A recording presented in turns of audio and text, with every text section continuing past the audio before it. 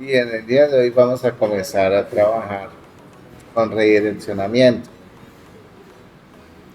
Los dos métodos que utilizamos para redireccionamiento son redirect y forward.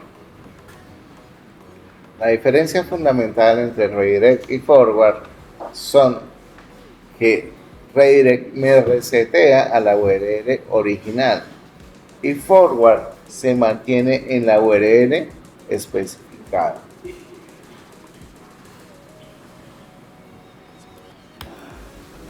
Bien, entonces vamos a realizar un ejercicio en el cual vamos a aplicar cada uno de estos conceptos. Importante, como primera opción debemos generar un controlador el cual se va a encargar de coordinar el redireccionamiento al momento de ingresar la URL en el navegador. Para nuestro caso vamos a crear una clase llamada onController. Es importante aplicar la anotación del controlador. Esto nos permite habilitar la clase para que podamos hacer solicitudes y podamos crear rutas.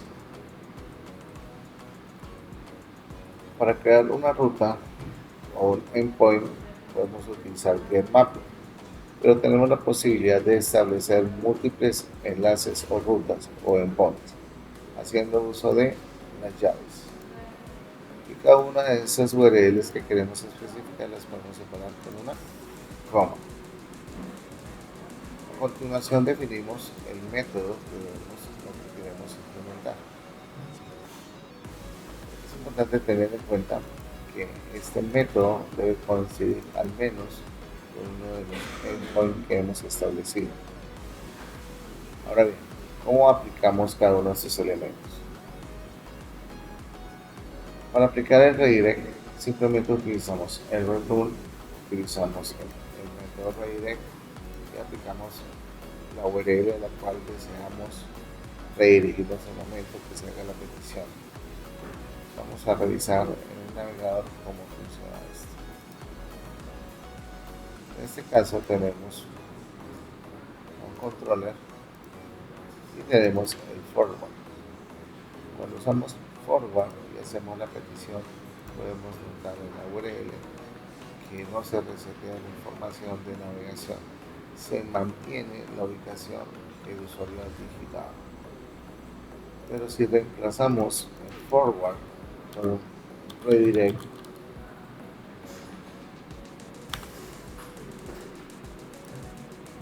nos vamos a encontrar que automáticamente resetea la información de la petición y coloca la URL original, es decir, la página que estamos abriendo. ¿Okay? Entonces, recordar lo importante que cada vez que nosotros tengamos una plantilla o creemos un HTML, cada plantilla para poder navegar en ella debe tener asociado un controlador. En este caso creamos una plantilla nueva HTML en la cual colocamos un H1 y debidamente creamos una clase con el nombre título controller, la cual contiene un endpoint, una ruta a la cual pues estamos redireccionando.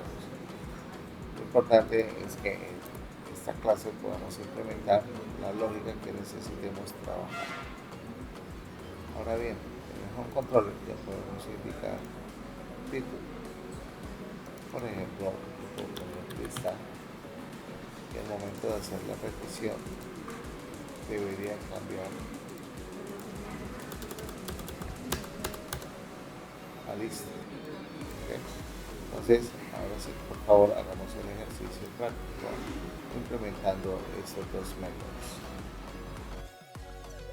Vamos a continuación a trabajar algo, pues, digamos que no es tan crítico de aprender, pero es bueno conocerlo. Y es cómo nosotros interactuamos con los enlaces o cómo interactuamos nosotros con cada una de las plantillas que tenemos dentro de TimeLeaf. ¿Okay?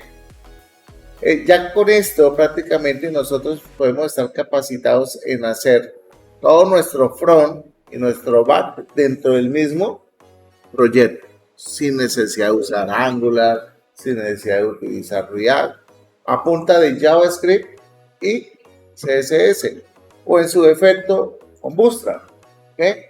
Que nosotros nos podemos traer las librerías de Bootstrap y colocarlas y llamarlas y ya, y no pasa nada. Eso es lo interesante.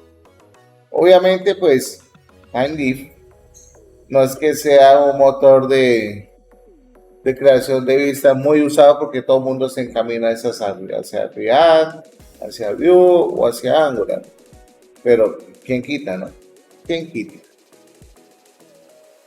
Entonces, importante tener en cuenta la sintaxis. Siempre tenemos que tener el TH, que es como la abreviatura de TimeLeaf. 2 puntos y el atributo al cual le quiero inyectar esa habilidad hormonal, ¿cierto? Y acá simplemente la URL se la paso con un arroba, ¿ok? Arroba, y entre llaves coloco la URL y aquí estás triple X, no es nada grosero, no vayan a pensar, sino que no encontré otro carácter. Entonces es el enlace o el título del enlace que ustedes quieran colocar. ¿Listo? Aquí aquí coloqué varios ejemplos. Entonces aquí tenemos el primer ejemplo y estoy redireccionando hacia la plantilla de lista, hacia el template de lista. También tenemos la posibilidad de utilizar el envío de parámetros a través de estas URLs, para no hacerlo allá en la URL como lo hacíamos antes, ¿se acuerdan? Entonces acá yo les estoy indicando la URL. Ojo, esto es a nombre propio porque así lo tengo configurado dentro de mi proyecto. Ya ustedes allá tendrán que tener en cuenta la URL de su proyecto, ¿ok? Entonces, API params el nombre de la variable o el parámetro y el valor. Entonces aquí le pongo envío variable versión 1. Segunda forma de hacerlo, param y dentro de paréntesis especifico el nombre de la variable o el parámetro y su valor. Okay, mírenlo acá. ¿También puedo enviar varios parámetros? Sí. ¿Cómo lo puedo hacer? Aquí tenemos otro ejemplo. Tengo algo llamado var. Tenemos parámetro 1 que es el texto, reportando desde el enlace versión 3. Y luego acá le digo code 586.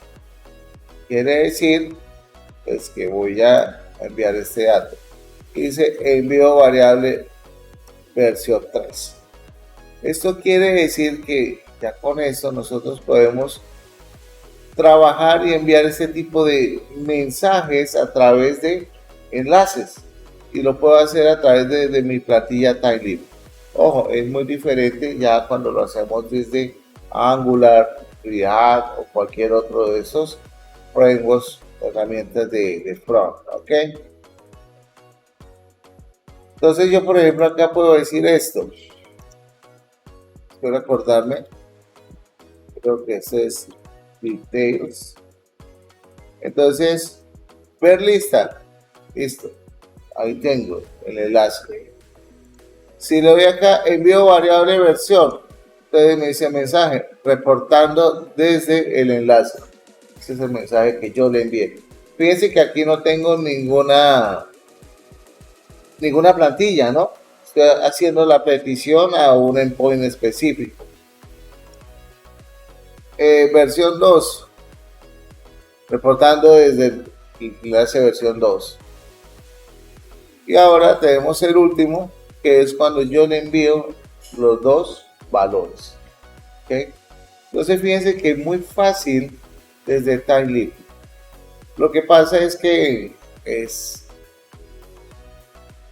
como la industria nos pide un estándar y nos pide algo muy homogéneo, la mayoría de personas no les gusta utilizar este tipo de motores de renderizado, pero si yo tengo todo dentro del mismo servidor, posiblemente no voy a tener que lidiar tanto con errores de orígenes cruzados, porque todo está dentro del mismo servicio.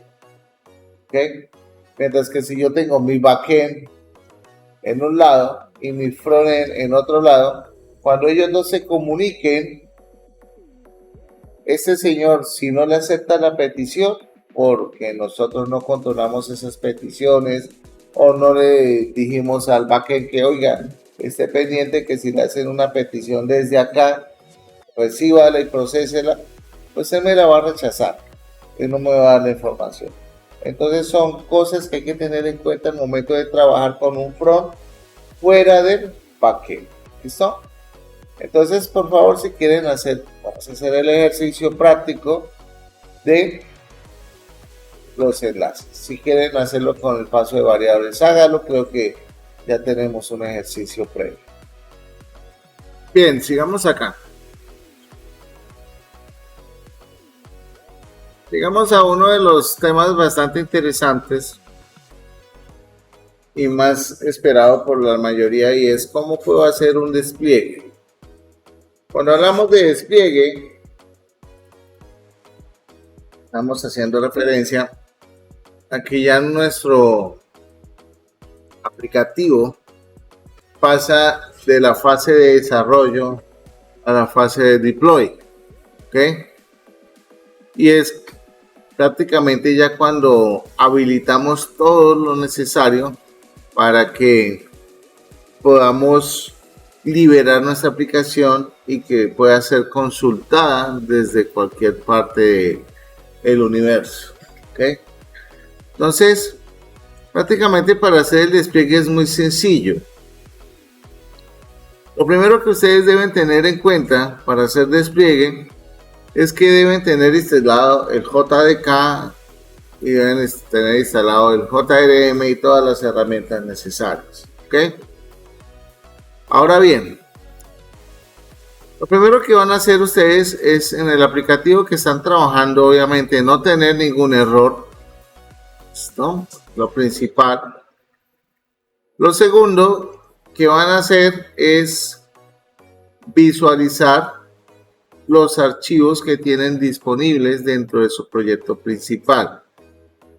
En este caso, como ustedes pueden ver ahí en el documento, hice uso de la consola de Bash para tener algo muy similar a lo que ustedes tienen ahí en su terminal de Linux. Con el comando ls él me muestra una serie de archivos, uno llamado helmd, otro llamado mvnw, otro llamado mvnw.cmd, tenemos el pom xml. En este momento se va a empezar a aclarar toda esa penumbra que tenían ustedes con esos archivos, que ustedes los veían y no los tocaban, ¿cierto? Pues resulta que esos archivos que dicen mvnw son los archivos de compilación de Maven y son los que vamos a utilizar nosotros para hacer el despliegue. ¿Listo? ¿Cómo hacemos para hacer un despliegue?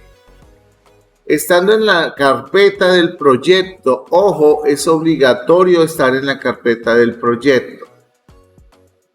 Vamos a anotar, en este caso ustedes, allá dentro de su proyecto, van a encontrar una carpeta llamada Target. ¿Ok? A ver, ¿dónde está por acá? Target.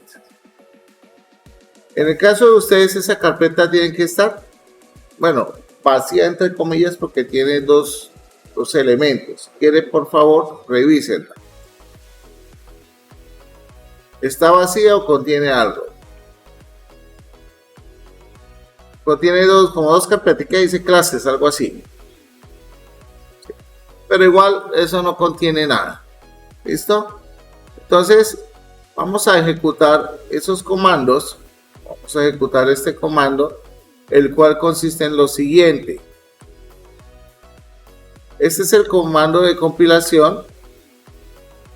La palabra reservado o el parámetro clean lo que hace es eliminar el compilado que esté anterior, limpiar la carpeta target, y package lo que hace es tomar todo el proyecto, clases, dependencias que nosotros tengamos y las va a empaquetar en nuestro archivo jar para poder ser consumidas. ¿Ok? Entonces, por favor, vamos a ejecutar este comando. Espero no les pida usuario root. Si nos pide usuario root, superusuario, pues nos joda, ¿cierto? No podemos hacer nada. Entonces, vamos a hacer eso. Después de que hagan esa ejecución, van a revisar nuevamente su carpeta target. ¿Ok? A revisar su carpeta target.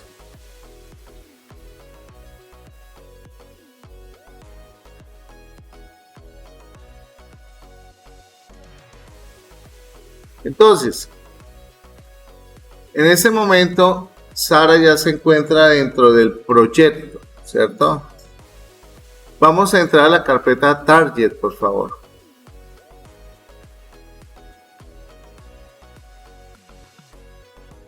Vamos a darle un ls. Entonces, ahí podemos observar que se encuentra el archivo jar. ¿Listo? Vamos a ejecutar el siguiente comando. Java espacio menos jar espacio escriba segundo tabulador, dele enter.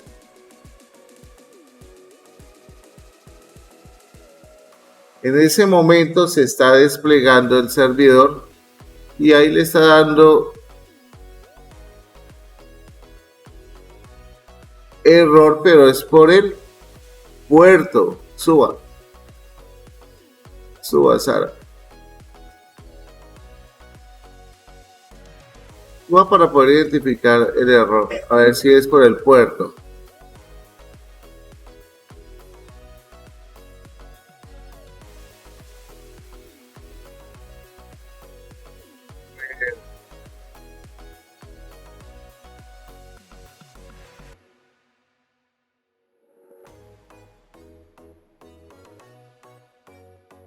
Baja un segundo. La dirección ya está usándose. Usted no tiene ninguna URL repetida dentro de su back. Miremos un momentico su puerto. Vamos a cambiar el puerto.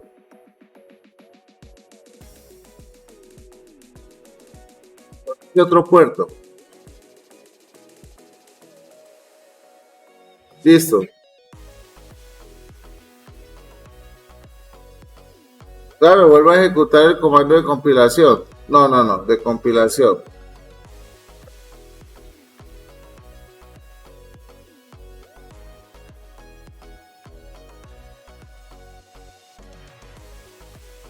No, dejen el mismo. Sí, ese.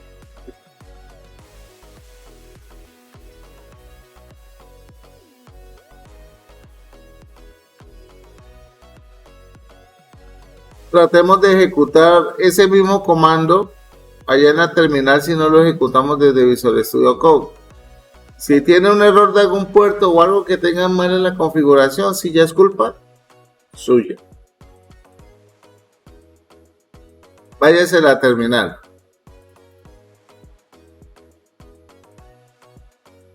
Dele flechita hacia arriba y ejecute el comando.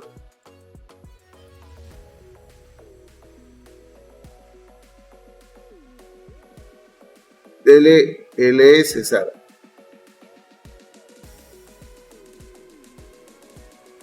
Entonces, vuelvo a ejecutar el comando que estaba del otro lado porque lo que sucedió fue que le limpió todo el target y le borró.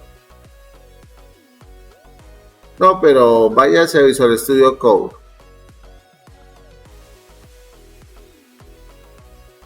Bueno,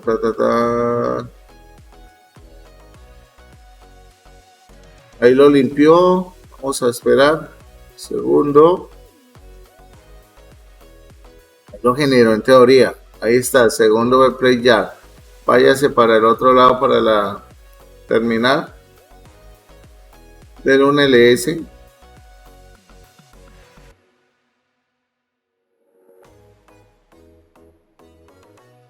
Váyase a Visual Studio Code. Ejecútelo desde ahí. Es lo mismo. O sea, eso sí es lo mismo. Entra a Target. LLS. Bueno, ahí sí lo están mostrando. No entiendo por qué ya la terminal sucede eso. Pero no debería suceder eso.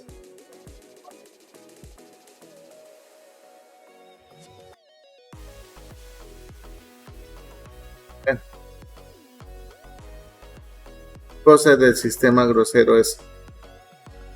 Entonces, hagámoslo desde la terminal. cd espacio punto a punto y luego trae cd target.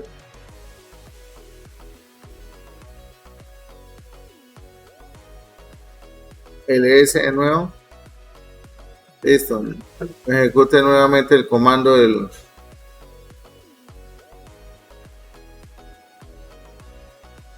Que si es el comando, si me acuerdo.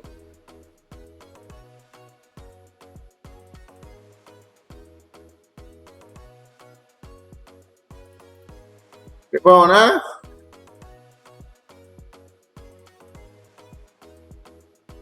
Ahí sí tendrías que revisar bien, Sara, qué es lo que está sucediendo con ese URL. El resto hizo la compilación, hizo la ejecución. Sara, ejecútelo desde Visual Studio Code.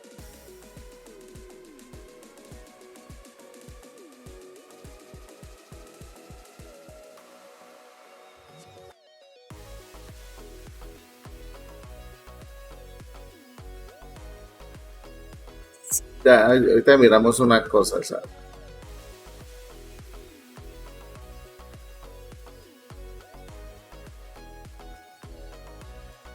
Si ese permiso negado es porque no tenemos posibilidad de ejecución o de acceso.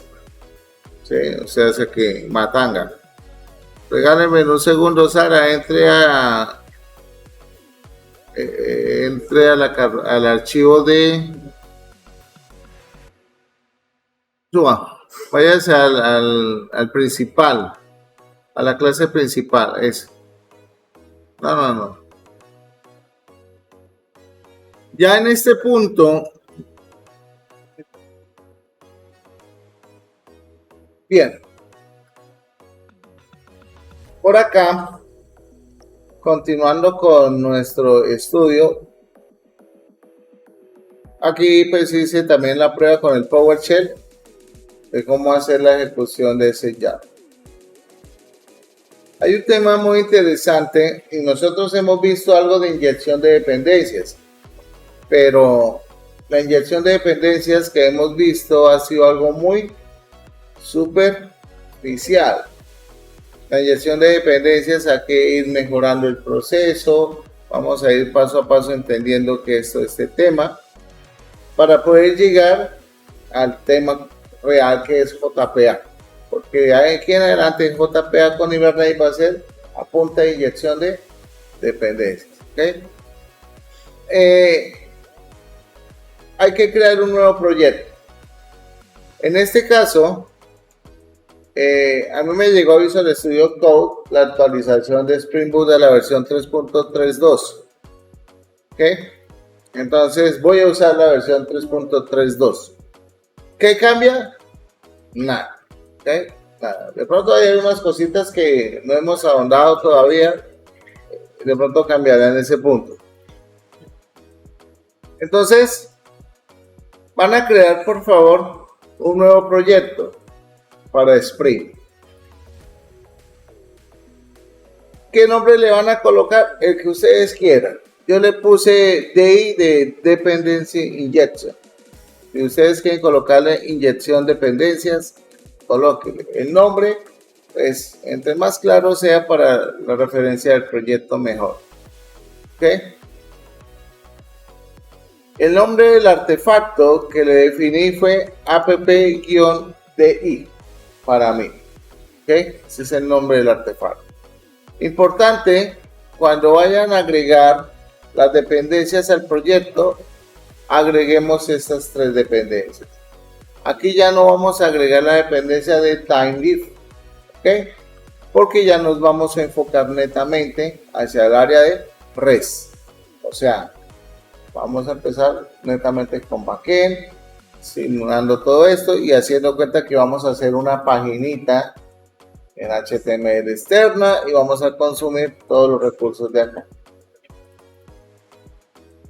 Debería ser chévere cero con React, ¿sí o no?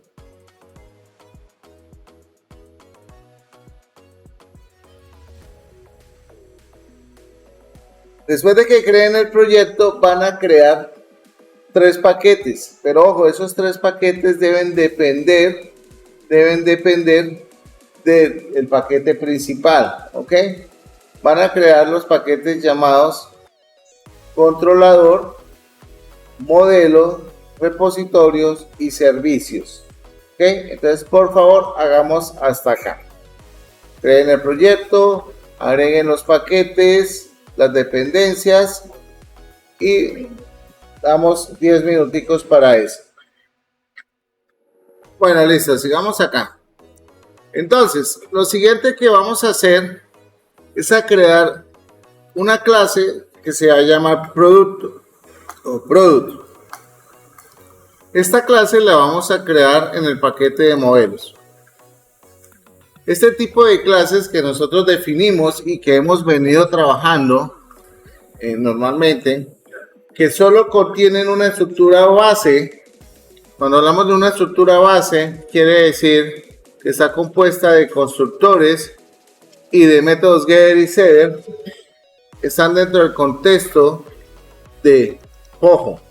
Sí, no me Ojo, sí, POJO básicamente es objeto plano de Java. ¿Ok? Básicamente lo que dice es que es una clase que no está sujeta a ninguna restricción y que no está amarrada a ningún tipo de framework. Es muy genérica, ¿ok? Y es muy usada en este concepto de los frameworks, ¿ok? Específicamente en Spring. Entonces, lo que van a hacer ahora es definir una clase llamada Product y van a agregar los atributos de ID, nombre y precio. ¿Okay? Le van a agregar los constructores, tanto vacío como de inicialización. Y van a agregar los métodos getter y setter. Vamos a ir creando el proyecto a partir o partiendo desde un supuesto de no buenas prácticas y teniendo nuestras clases, digamos, amarradas, digámoslo así, no garantizando el desacoplamiento, ¿ok?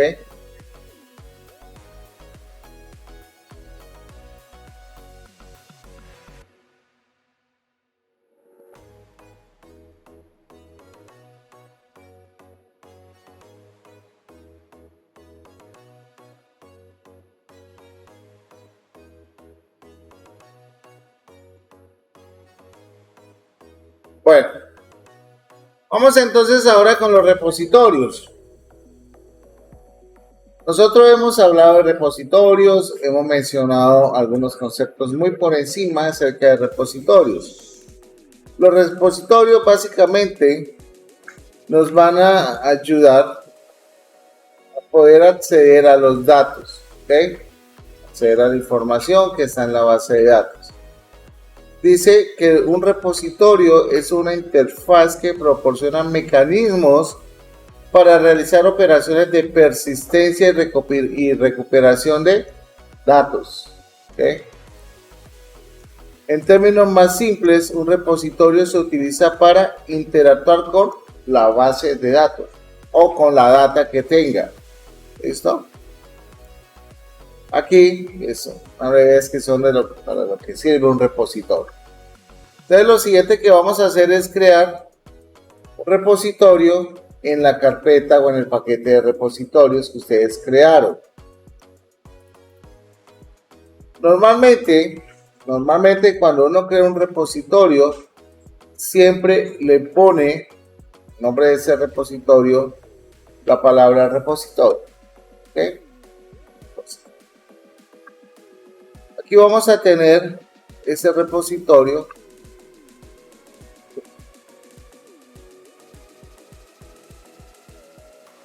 el cual contiene por ahora una mala definición, porque acuérdense que estos métodos deberían estar ¿qué? En una interfaz donde tengamos un contrato, sino que lo que queremos es ir evolucionando este proyecto para llevarlo hasta allá, ¿okay? Que son las buenas prácticas que hemos aprendido hasta el momento.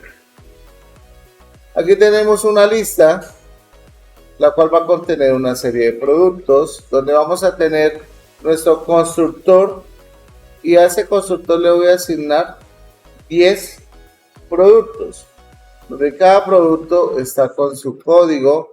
Notemos que lo que es long le voy a especificar con el valor del tipo de dato que es la L, ¿okay? L, importante.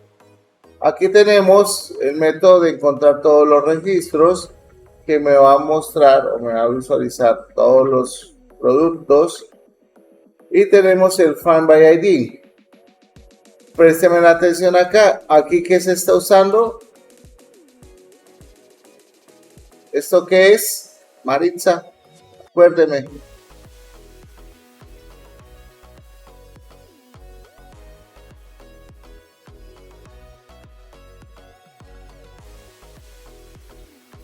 Una expresión lambda.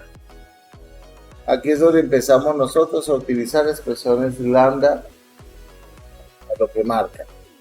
Acá básicamente le estoy diciendo que me arme un string y me permita hacer un filtro para poder buscar dentro de la colección o de los elementos el ID, mientras que el ID sea igual a el ID que está entrando por argumento.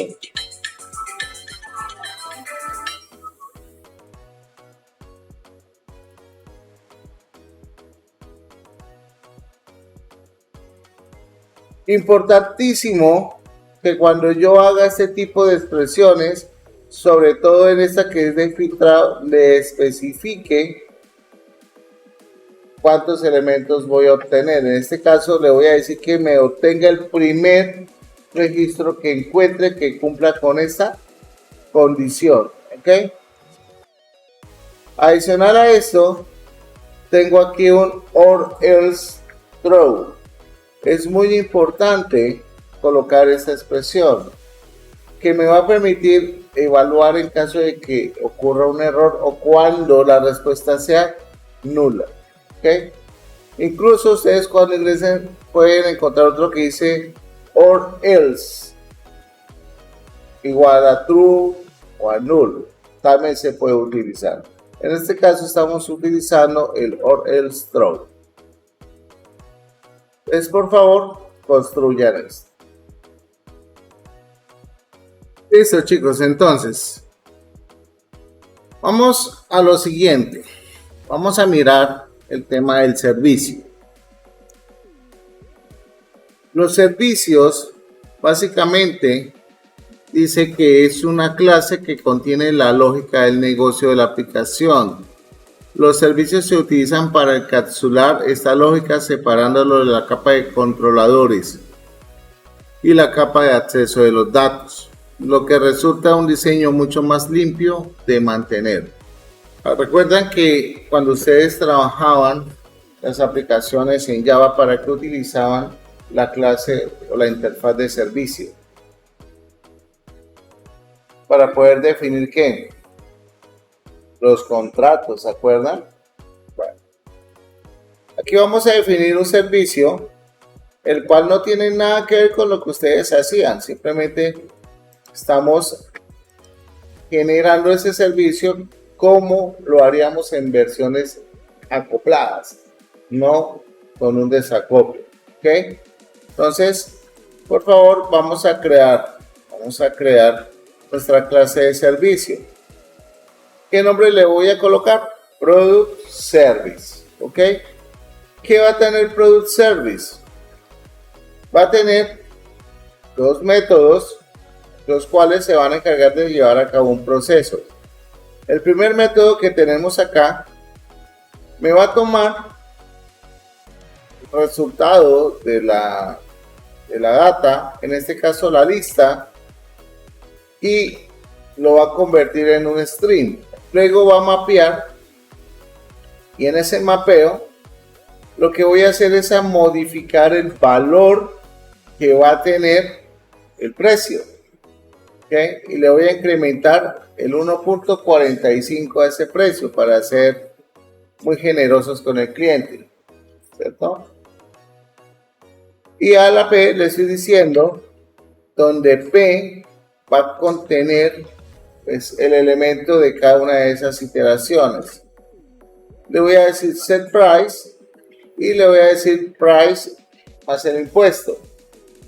Y acá le digo long value para tomar ese valor, como siempre me va a retornar valor entero y price es long, entonces le tengo que especificar que me lo convierta a valor long. Luego acá le digo retórneme P, y como es común en los streams, cuando yo hago un mapeo, necesito que me retorne una colección, una lista. Y para retornar esa lista utilizo el collect, que eso lo vimos nosotros cuando trabajamos con los streams en Java. Entonces collector.toList.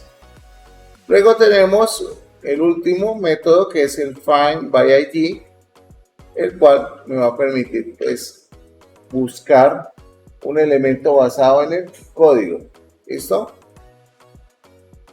Y vamos a tener el controlador, y ahorita ustedes van a tener el tiempo para codificar, esto lo tienen en el documento, y vamos a construir el controlador donde tenemos REST controller, creamos o traemos la notación request mapping para definir mi ruta por defecto, donde tenemos mapping list y donde tenemos mapping show, donde una me va a recibir un valor y la otra me va a recibir un atributo de parámetro.